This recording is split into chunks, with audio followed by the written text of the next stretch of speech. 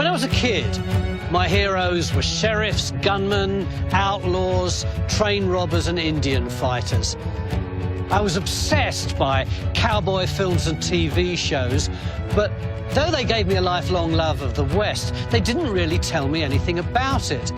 It's a time and place I've always wanted to explore. And now, with the help of an archive of long-lost images, I'm going to do just that. These are genuine 3D photographs of real cowboys and Indians. Most have never been seen on television before. They capture amazing moments too, like Jesse James dead in his coffin, and General Custer patrolling the wilderness and killing a grizzly bear. With these as my guide, I'm going to uncover the real West. So I'll learn how Butch and Sundance held up their first trains, experience the firepower of the US cavalry, and meet the real cowboys and cowgirls. I'll also try and discover how much of the Old West is still out there.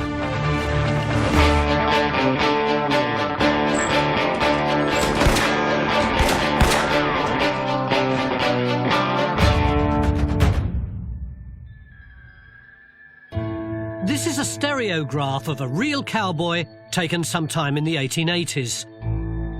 Stereographs were images that could be viewed in 3D, and they were a massive craze in the 1800s. This is a stereographic camera. It's got two lenses, roughly the same distance apart as your eyes, and each lens takes the same picture but from a slightly different perspective. And then you put the two pictures on a card. You look at the card through a viewer like this, and your left eye sees the left picture, your right eye sees the right picture, your brain fuses them together, and you've got 3D. Stereograph prints were popular all over the world, and images of the American West, like this cowboy, were big sellers. Landscape shots were also highly prized. These striking photographs were designed to sell the country as a land of opportunity.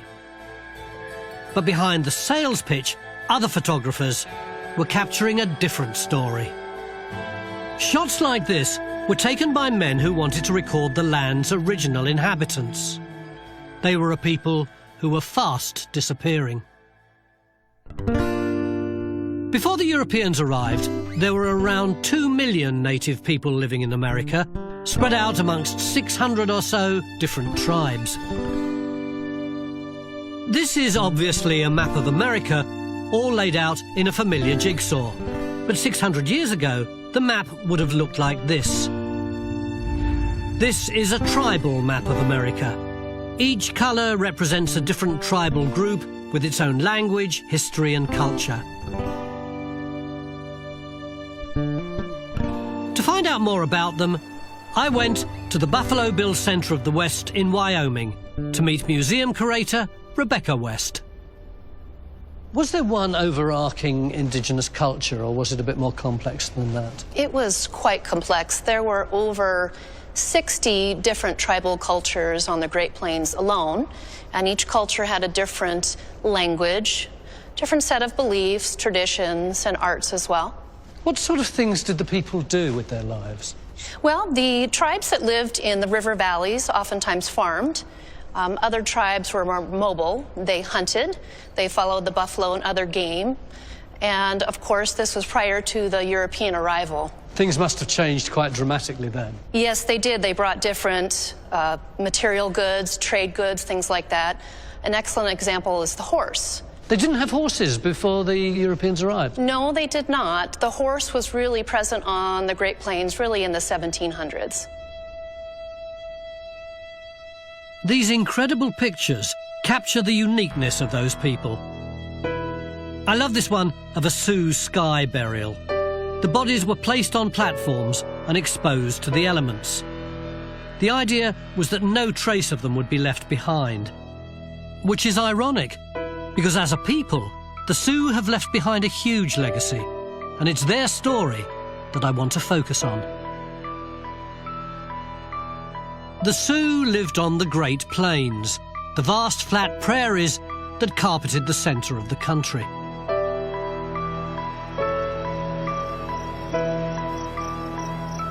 These were a nomadic people whose lives and culture were dependent on one thing: their ability to hunt and live alongside buffalo. These animals roamed the plains in vast herds that numbered in the millions. But bringing down one of the great beasts took real courage. They're not as gentle as they look. These are wild animals that have never been domesticated. They can grow up to 11 foot in length. The big adults can weigh up to 2,000 pounds, and they can charge at 40 miles an hour. These are big, dangerous creatures that are easily spooked. And there's 1,500 of them there, and me here, which is why I'm keeping my distance.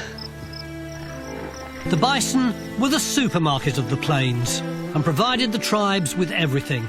Bones were made into weapons and tools, hide into clothing and teepee covers. Even the bison dung was burnt as fuel. The Sioux maintained a delicate relationship with the land, but this idyllic lifestyle was under threat. That threat came from immigrants from Europe. They'd begun arriving here in the early 1500s. They first colonised the coast and then spread inland through the great river systems. By 1850, only this section of the interior remained largely untouched. This is what we refer to as the Wild West. It would be the fate of the tribes here to make one last stand against the settlers, albeit a doomed one. By the time the settlers came west, they had a foolproof method for taking the land. A short, bloody conflict would be resolved by the US Army, who then forced a peace treaty on the beaten tribe. The terms of the treaty always handed land to the government. Meanwhile, the tribes would have to live on reservations policed by the military. They were given money and food, but were now subject to American law. That law was often violently applied in favour of their new white rulers. The violence was an inspiration for a new generation of warriors, wasn't it? Yes, it did inspire some. A good example is Crazy Horse. He was a young Lakota man known for his skills as a warrior, but also his tenacity in defending his people, his homelands, and a way of life that he felt was quickly slipping away. Crazy Horse belonged to the Lakota branch of the Sioux. He always refused to be photographed, so images like this, based on contemporary descriptions of him, are all we have. In the movies I watched as a kid, he was portrayed as a dangerous wild man. But as Lakota historian and author Joseph Marshall told me, that's not the reality. Crazy Horse was a quiet person, a very humble man. When he was a child, 15-year-old boy, he would hunt and bring back the meat for people who didn't have a hunter in their family, and not even wait to be thanked for it. He just left it and went. So it was that kind of compassion and quiet humility that really drew people to him. I mean, he was what a lot of Lakota men aspire to be throughout their lives, a complete man. He had a deep hatred for the American army. In 1855, when he was still a child, he witnessed an atrocity committed by them against a Sioux village. He and some of the boys are out hunting. They come back and they see villages in disarray. When they get really close, the village is burning. Possessions are scattered all over. Horses are dead. Bodies laying all over the place. Some of them eviscerated. You have to consider the kind of impact those images have on a 13-year-old boy. So that shaped his attitude about white people the rest of his life. Life on the reservations was inherently unfair. Promises of food and money could be reneged on, and treaties could be torn up and renegotiated if the government didn't like them or if they wanted more land. And they always wanted more land.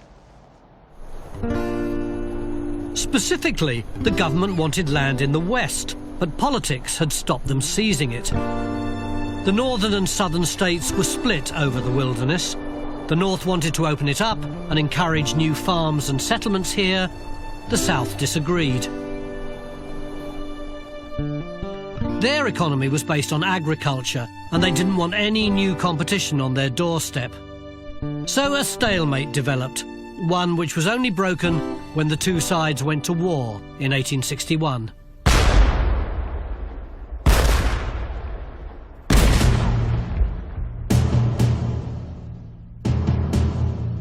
The American Civil War started when 7 southern states declared independence over their right to own slaves.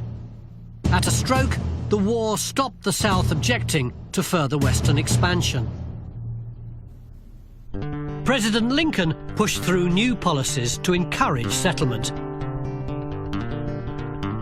In 1862, he passed the Homestead Act, which promised 160 acres of free land in the West to anyone willing to farm it. Slowly, little houses like these, built with sods of earth for bricks, began to appear. He also greenlit a new transcontinental rail line to further open up the country. When the war ended in 1865 with the North victorious, the Western expansion went into overdrive, as award-winning historian and author Paul Hutton explains. So now that the war's over, millions and millions and millions of immigrants are coming from Europe. More people are coming into the ports of New York and Boston every month than there are Indians on the northern plains. The Indians are in the way, they have to be pushed out. Also in the way are the buffalo. The buffalo have to be eradicated. 1, to defeat the Indians.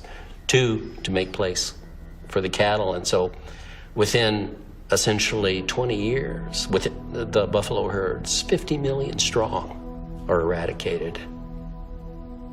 The extinction of the buffalo was the first stage in their plan to destroy the Indians. The young warriors like Crazy Horse were about to go to war. They would be led by Sitting Bull and hunted by General George A. Custer. And all of them would become legends.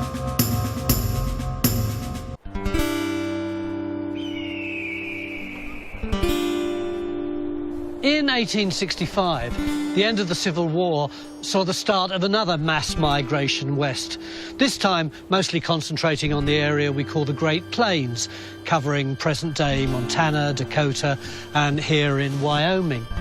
Some of those people travelling west began to trespass on Indian territory, lighting the fuse on a dispute which would define the future of these lands. The trespassers were directed through the tribal areas by an illegal route called the Bozeman Trail. Thousands used it as a shortcut to a new gold rush in Montana. The Sioux would attack the trespassers, which prompted the army to build a line of forts to protect their people. This incensed the tribes so much that it united the Northern Cheyenne, the Sioux, and the Arapaho under the leadership of the charismatic Oglala Sioux chief, Red Cloud. Red Cloud was supported by the likes of Crazy Horse and other young warriors. Together, they waged a 2-year-long war. It culminated in a devastating fight against an army group led by this man, Captain William Fetterman. The clash would be a defining moment, as historian Tom Hatch explains. Well, William Fetterman was a captain in the Army, and he had that attitude that most Army officers had at that time. He claimed that with 80 men, he could ride through the entire Sioux Nation. Fetterman one day left the fort and foolishly attacked a group of Sioux Indians and rode into an ambush. It was Red Cloud's greatest victory. Fetterman and his 80-strong troop were slaughtered, and the Sioux were now in control of the territory. Chief Red Cloud basically shut down the Bozeman Trail. The soldiers were held hostage in their forts, and it was the only time in the history of the United States of America that an Indian tribe was able to negotiate a treaty when they won the battle, the war. And they negotiated the Fort Laramie Treaty of 1868.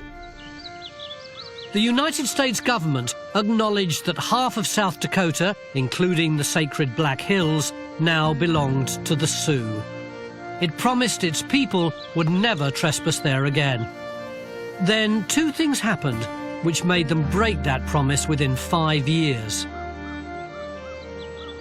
The first was a financial crisis called the Panic, which hit the American economy in 1873 when the costs and debts of the Civil War hit home.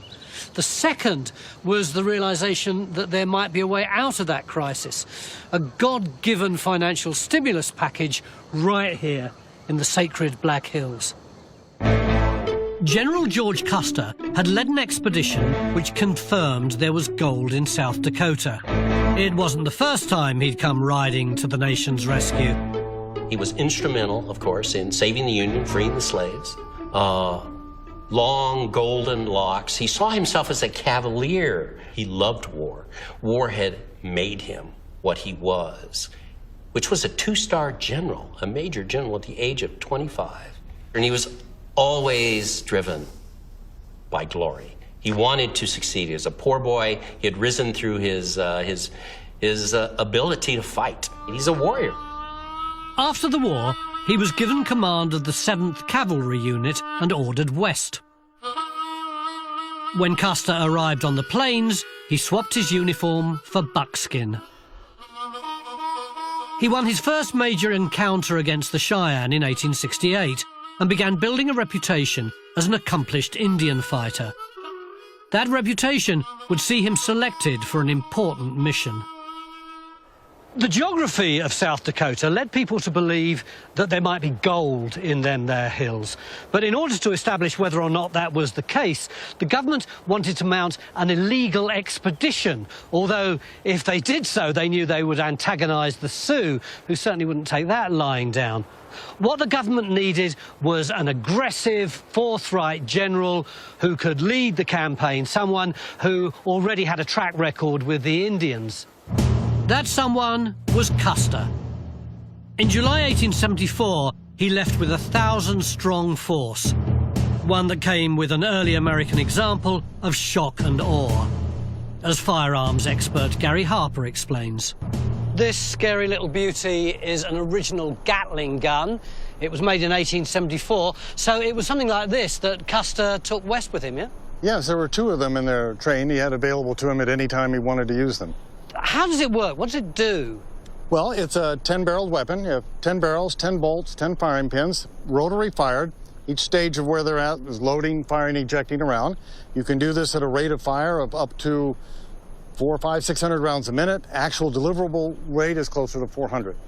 But it's sort of fixed, isn't it? Why doesn't it just fire its bullets all at exactly the same target? Well, it's fixed for accuracy. You start firing at a mile away. But you have this oscillating device in the back that you can turn on. That when the gunner's turning the crank, it'll oscillate the gun just a little bit from side to side. But at 500 yards, it's covering a width of 60 feet, the width of an attacking company. Would you like to shoot it yourself? Would I just, yeah. Have a seat there. I'll get a magazine. What, strap it like this? Yes. Do I put this on? Yes, put your eye protection on. Yep. Yep, there we go. And you're all set to go.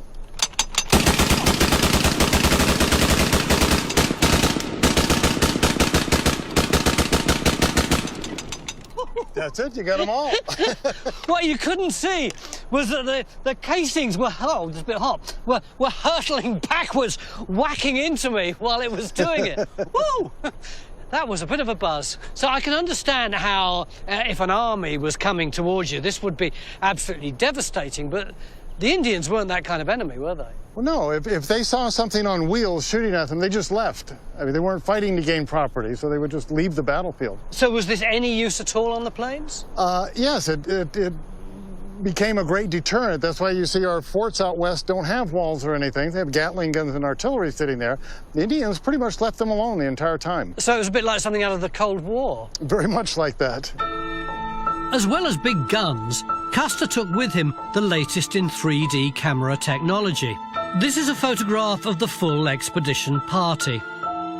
It was taken by this man, William Illingworth, born in Leeds, England, who was the official expedition photographer. His images are incredibly important. They captured the landscape just before it was lost to progress, and they helped to immortalise Custer. Illingworth was hired to sell the riches of South Dakota to the American people. Not that they needed much encouragement once word got out about the gold there. Within a year of Custer's expedition, there were over 1,500 miners illegally prospecting on Sioux land. The Sioux were outraged, but this time Red Cloud refused to fight. He believed conflict would spell catastrophe for his people, so resistance would centre around a new leader. I'm at the Custer Battlefield Museum in Garryowen, in Montana, which is right by the Little Bighorn River. As you can see, they've got lots of really beautiful memorabilia, including this. It's an eagle feather war bonnet. See the other side of it there? It's actually feathers which have been stuck onto a cowboy hat, and it's from the right period. I have to be careful with that. But this is the most fascinating piece here for me. It's the death mask of a man who defied the US Army and the American president. He was a warrior who inflicted the greatest defeat of the Indian Wars. He was also a holy man who became a beacon of resistance. This is the face of Sitting Bull. He was in his 40s and a respected medicine man when the rebellion began. Sitting Bull believed that the tribes had to keep the sacred Black Hills at all costs. They had to force the miners and settlers out and refuse any new treaty with the government. He also warned his people not to move onto reservations. Someone who would have sympathised with that stance was General Custer. Custer once wrote that if he were an Indian, he would join those who adhered to the free life on the plains rather than go on the reservation, of course, and take the government dole. Custer's not an Indian hater, but he's an Indian fighter. And he's an Indian fighter because they're the only people to fight. Sitting Bull continued to attack the illegal mining camps. His actions made him a beacon for anti-American feeling and opposition. From January 1876 right through to the late spring, people joined his resistance. Sitting Bull had marched his men here to the Little Bighorn, or the Greasy Grass River as they called it. They'd got around about 8,000 horses to feed, and the pastures here provided lovely thick, healthy grazing. The camp was one of the biggest ever seen on the plains. Traditionally, tribes scattered when threatened, but people began to believe they had safety in numbers. Surely, no one would dare attack them.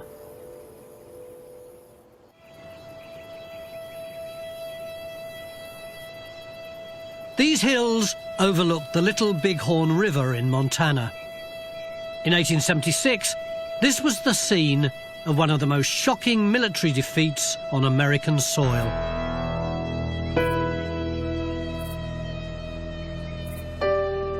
There are ghosts there, there are spirits there. I've been there late at night. The wind blows through the trees, the cottonwoods down the Little Bighorn. You just feel it. I mean, you get a shiver. You get a shiver up your spine. It's one of the most beautiful and horrific spots in all the American West. And you feel the sense of, Custer the Cavalier, in his buckskins making his last stand. And the Indians making their last stand, too, because Custer's defeat is their greatest victory, but also, of course, is their death knell.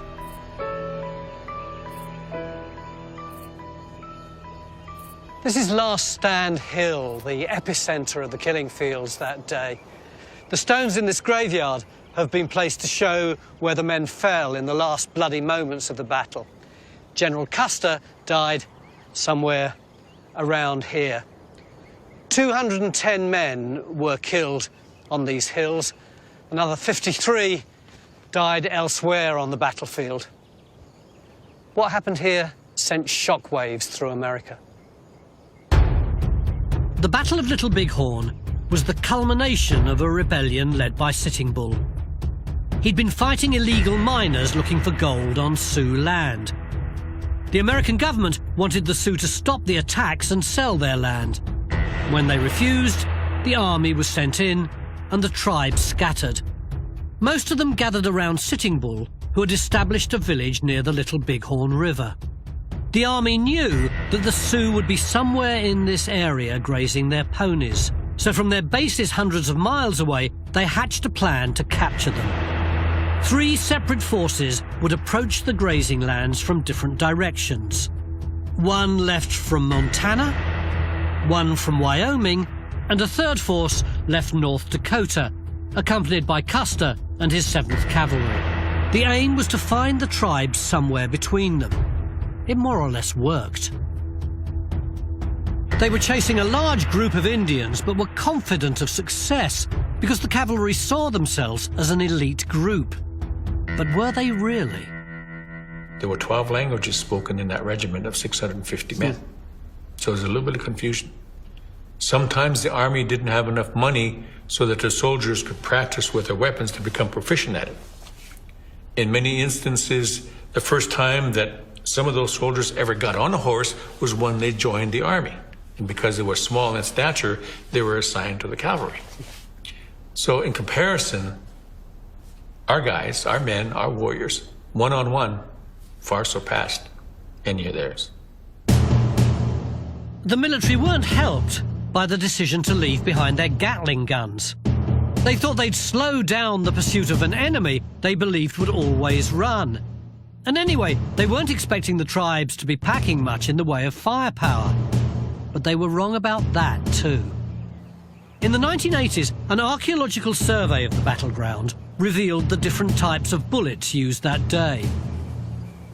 After discarding these littler shells, which were used in the troopers' Colt pistols, and the bigger ones, which were used in their Springfield carbines, there were still 43 different kinds of ordnance found, which were being fired by the Indians, from 50-year-old muzzle loaders through to the latest Winchester repeating rifles, which could fire 17 times without being reloaded, so much faster than the cavalry. And also, of course, they had to contend with all the arrows. If just half of the 2,000 Braves had fired 10 arrows each, that would be 40 arrows for each of Custer's men. They didn't stand a chance. Sitting Bull had also given his warriors self-belief, courtesy of a vision. Sitting Bull had done the Sundance, and he'd had a vision, he said, of soldiers coming into camp upside down, dead.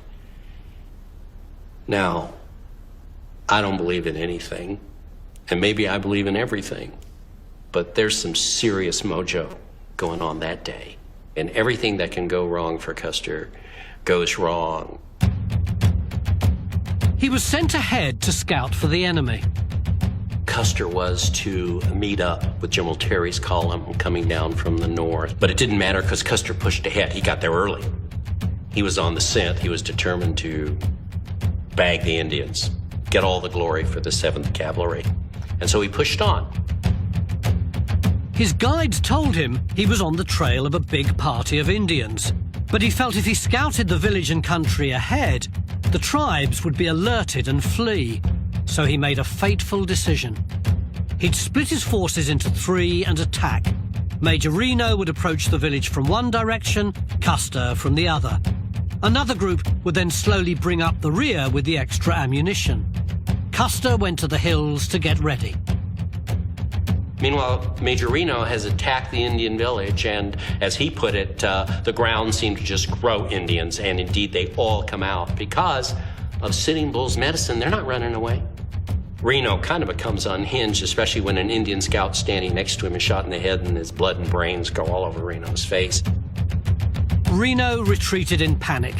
Custer didn't know it, but he was on his own.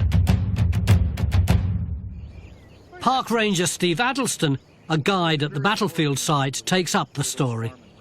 Custer withdraws up to this position, and he orders his brother-in-law, James Calhoun, to form a skirmish line facing the south. That's like the first line of defense. Exactly, and for 45 minutes he tries to flail away and hold warriors back. And what's Custer doing while he's fighting here? In the meantime, Custer has advanced to the north with probably another 80 soldiers, try to cross the Little Bighorn River to the north and capture all the women and children and old people who have fled to get away from Reno's attack. But that doesn't happen. It does not, because ultimately Custer gets down to that place in the river, but Sioux and Cheyenne sentries slam the door on Custer, and he has to retreat and fall back up the ridge. Custer and his men fell back until they reached a point now known as Last Stand Hill. A desperate order was given: shoot your horse. In the cavalry manual, it was a tactic in desperate times to shoot your horse and use the horse as a barricade. 39 dead horses found after the fight on top of Last Stand Hill. What exactly happened to Custer?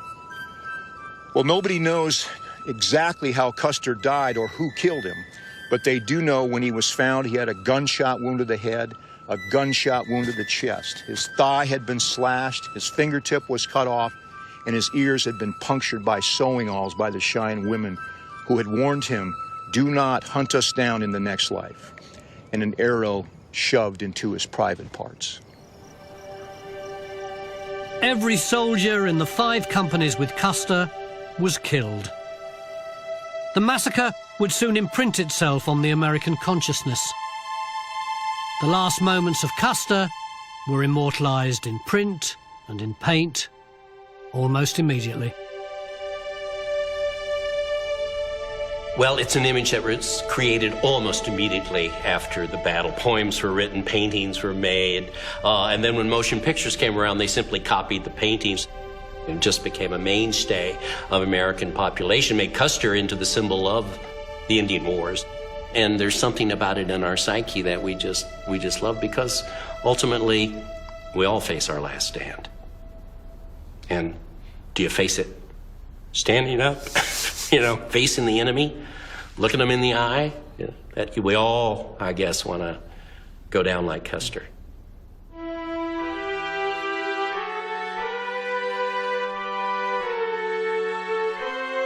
These 3D photographs show the first attempts to mark the mass grave site.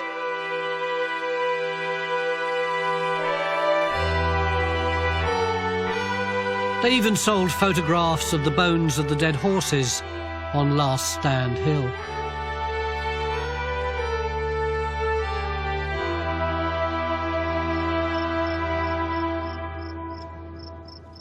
In a way, their victory was too great, too provocative. The army had been humiliated, and from then on they flooded this area with more soldiers, more armaments. It was the beginning of the end of the Sioux and the Cheyenne as a free, independent people. For them, Little Bighorn was a last stand too.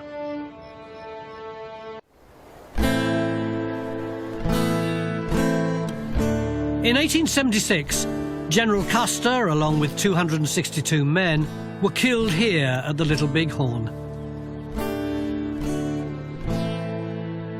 A shocked American government responded by pouring troops into the disputed territory. Indian resistance crumbled almost immediately. By spring the following year, Crazy Horse had been forced to surrender in order to feed the starving people under his care. But within a few months of his return, he was killed on a reservation for resisting arrest. Meanwhile, Sitting Bull would see out his days in this cabin after agreeing to live under house arrest on a reservation.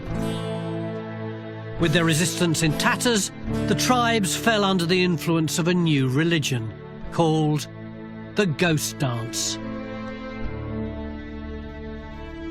The whole crux of the ghost dance was to dance and to pray to our ancestors. And that would help bring the world back to the way it was before white people came. All the buffalo would come back, the dead relatives would live again. And I mean, after, decades of fighting and now being on reservations, living on starvation rations, being under the control of whites. When that kind of hope is dangled, people latched onto it. When the authorities heard that some of the tribes were praying to bring back the world the way it was, they panicked. Their first knee-jerk response was to arrest Sitting Bull, but it was botched and he was killed. With the great chief dead, many people fled the reservations in terror. On December the 28th, 1890, a detachment of the 7th Cavalry, the same regiment that had fought under Custer at Little Bighorn, was sent to bring in a chief called Bigfoot and his followers. When they found them, Bigfoot had contracted pneumonia and his followers were in need of food and shelter. So the cavalry set about escorting the 120 men and 230 women and children in the party back to the reservation lands. Halfway home, they stopped and made camp here at Wounded Knee. If Custer's Last Stand is a tale of romance and glory for both sides, Wounded Knee is essentially a tale of murder. It was snowing and the tribes camped overnight in this hollow. They were surrounded by riflemen and by Hotchkiss guns, deadly repeating cannon. In the morning, Colonel James Forsyth, a contemporary of Custer's, ordered a weapons search. Several searches were done, and the commander apparently was not satisfied with the amount of weapons that were found. He thought that there were more, so he became nervous.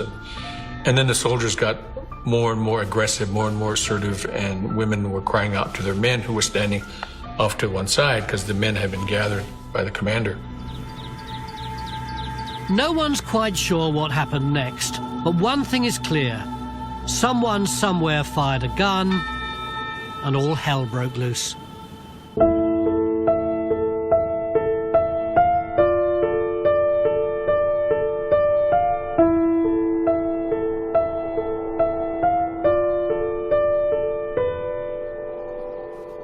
This was a slaughter. The cannons fired 2 pounds of shell and shrapnel at the rate of 50 rounds per minute and mowed down everything in their path, whether it was Lakota or fellow American soldiers. At the same time, every rifleman had a clear target and emptied round after round into the campsite. The killing went on into the afternoon as the soldiers pursued and murdered the fleeing men, women and children over several miles. These are photographs of the aftermath of the massacre. Over 200 Lakota Sioux men, women and children lay dead. The army also killed 25 of their own soldiers and wounded a further 39. This photograph of Chief Bigfoot's frozen corpse came to symbolize the tragedy of that day. A fierce blizzard forced the cavalry to evacuate the site with the wounded. 3 days later, they came back to bury the dead. Most of the bodies were piled into a mass grave, which now forms the centrepiece of this cemetery. No one was convicted of any charges following Wounded Knee. In fact, the government issued a record number of congressional medals to the men involved. At the time, it wasn't the Lakota who got the sympathy, it was the soldiers. This came from the Aberdeen Pioneer, which was a local South Dakota newspaper. Our only safety depends upon the total extermination of the Indians. Having wronged them for centuries, we'd better, in order to protect our civilization, follow it up by one more wrong and wipe these untamed and untamable creatures from the face of the earth. Otherwise, we may expect future years to be as full of trouble with the Redskins as those have been in the past. And that was written by Frank L. Boehm, who went on to write The Wizard of Oz. The pain of this tragedy runs deep. John Goes in Center is Noglala Sioux spokesman. I'd say it's still very much a crime scene because of the atrocities. You know, I guess people call them war crimes, but there was no war going on, so it definitely was a crime, you know, I would say. John is part of the Tribal Preservation Office, and he explained how hard it's been for native people here to move forward. We've been living ever since it happened with a lot of sorrow and anger. So I'm looking for a path from victimhood to being victors. But I come from a generation where it was not good to be an Indian. But I see this generation really sort of like prospering from all these events that have happened, are learning to be free thinkers. So that's why hopefully that we can tap into is understand who we are again to really regain that power and spirit. And I do see it happening with the youth. John's also clear that the tribes will never give up their claim on the land or forget what it means to them. Well, the land is our identity. It's our mother. I mean, these are things that we inherently have understood for time immemorial. We are from the earth. We not only just live off the land, but we live with the land. We're part of it. And so the fight to tell their side of the story goes on. This statue is that fight writ large across the landscape of South Dakota. This is a memorial to Crazy Horse, carved out of a mountain in the Black Hills. Its roots lay in a monumental snub. An Oglala Lakota chief and elder, Henry Standing Bear, wanted to make a statement about his people and the importance of their culture. So he asked whether the face of their most famous warrior, Crazy Horse, could be added to the faces on Mount Rushmore. When he was turned down, he decided to build his own tribute. Imagined on horseback by the sculptor Korczult Julkowski, this is how the finished statue will look.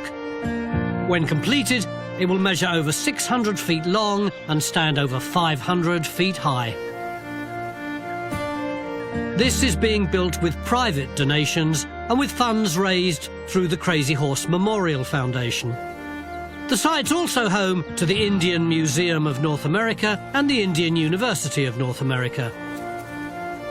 The memorial's director of media, Lauren Ebert, explains the philosophy behind it all. Why? What's it all for? Why is it so important? You know, education is important, and educating the people and making sure that their culture and history lives on is the real value here. What does that face say to you? Crazy Horse was Oglala Lakota. I happen to also be Oglala Lakota, and I'm proud to have that connection to the mountain and to the people. When I was growing up, the West was all about cowboys, not Indians. Maybe that's because their Wild West story doesn't make us feel that good about ourselves.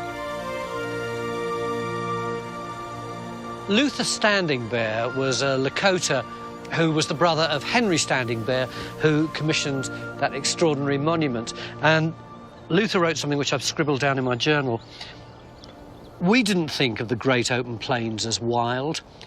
Only to the white man was it wilderness, and only to him was it infested with wild animals and savage peoples. To us, it was tame.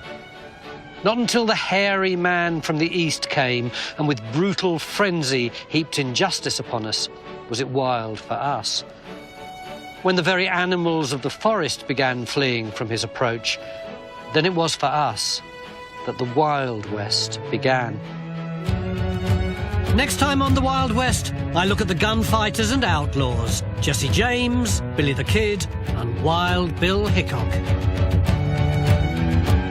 We'll be back in the Wild West at 10 on Discovery as a brand new episode of Gunslingers profiles Bass Reeves, the real Lone Ranger. Next, it's Alaska, the Last Frontier.